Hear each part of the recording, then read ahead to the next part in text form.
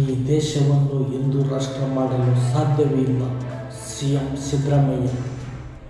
ಲೋಕಸಭೆ ಚುನಾವಣೆಯಲ್ಲಿ ಬಿಜೆಪಿಗೆ ಸೋಲಾಗಲಿದೆ ಎಂಬುದು ಪ್ರಧಾನಿ ನರೇಂದ್ರ ಮೋದಿಗೆ ಖಾತರಿಯಾಗಿದೆ. ಹೀಗಾಗಿ ಏನೇನೋ ಮಾತನಾಡುತ್ತಿದ್ದಾರೆ ಎಂದು ಸಿಎಂ ಸಿದ್ದರಾಮಯ್ಯ ಟೀಕಿಸಿದರು.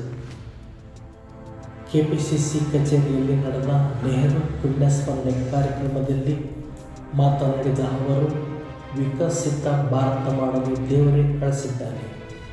2047 ತನಕ ಸೇವೆ ಮಾಡಲು ದೇವರು ಕಳಿಸಿದ್ದಾನೆ ಎಂದು ಮೋದಿ ಹೇಳುತ್ತಾರೆ. ಮತಕ್ಕಾಗಿ ಹಿಂದೂ ಮುಸ್ಲಿಮರನ್ನು ವಿಭಜಿಸಿ ಮಾತನಾಡುತ್ತಾರೆ.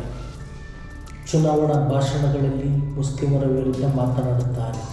ಅವರಿಗೆ ಬಹುತ್ವದಲ್ಲಿ ನಂಬಿಕೆ ಇಲ್ಲ ಎಂದು ಟೀಕಿಸಿದರು. ಮೋದಿ ಹಿಂದೂ ರಾಷ್ಟ್ರ ಮಾಡುತ್ತೇವೆ ಎನ್ನುತ್ತಾರೆ. ಇದು ಕನಸಿನ ಮಾತು. ಕಾಂಗ್ರೆಸ್ ಅಧಿಕಾರಕ್ಕೆ ಬಂದರೆ ಎಲ್ಲರನ್ನೂ ಒಟ್ಟಿಗೆ ತೆಗೆದುಕೊಂಡು ಹೋಗಲಿದೆ ಎಂದು ಸಿಎಂ ಸಿದ್ದರಾಮಯ್ಯ ಭರವಸೆ ನೀಡಿದರು.